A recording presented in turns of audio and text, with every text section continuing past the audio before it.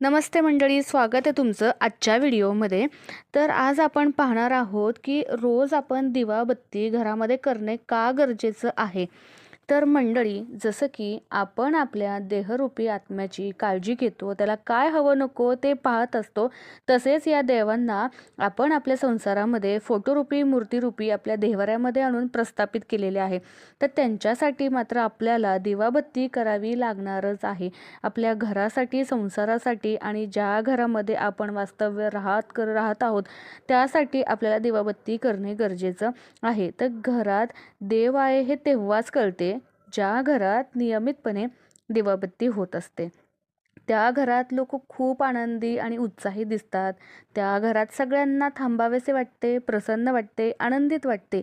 याचं कारण ते देव आपल्या घरात उपस्थित असतात. लक्ष्मीचा वास असतो आणि या रूपात त्यांचं अस्तित्व आपल्याला जाणवत असतं मंडळी.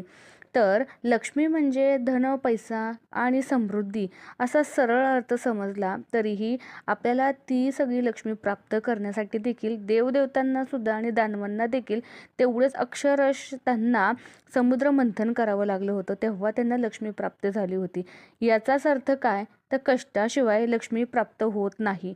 नुसती लक्ष्मीची पूजा, देवाची पूजा करूनच सगळं काही होत नाही.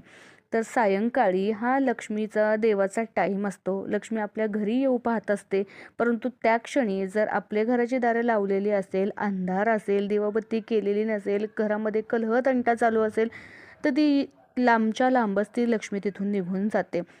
कारण त्यावेळी आपल्या घरामध्ये अलक्ष्मीरूपी लक्ष्मी राहत असते. लक्ष्मी आणि अलक्ष्मी ह्या दोघी बहिणी आहेत. जर ज्या घरामध्ये लक्ष्मी येत नाही तर त्याचं कारण त्या घरामध्ये अलक्ष्मी नांदत असते. तर आळसरूपी ही आपल्या माणसामध्ये, आपल्या घरामध्ये वावरत असते. तर एक अलक्ष्मी असताना दुसरी लक्ष्मी